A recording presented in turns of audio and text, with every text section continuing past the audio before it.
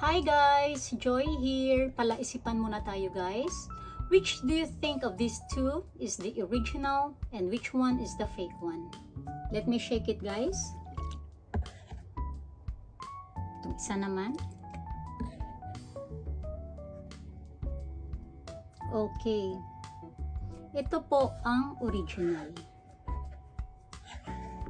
And this is the fake one. This is just for safety and awareness of everyone guys. Especially yung mga buyers online. Mag-iingat po kayo. I suggest better po mag-buy na lang kayo sa mga legit shops para bumili ng mga skincares. Kasi maraming kumakalat na mga fake skincares guys. Pero if may makita kayo guys na original naman yung binebenta niya, at least ngayon sa post ko alam nyo na kung ano ang itsura ng original, okay? Ito po ang itsura ng original. Pag i-shake mo siya, ganyan po. Okay?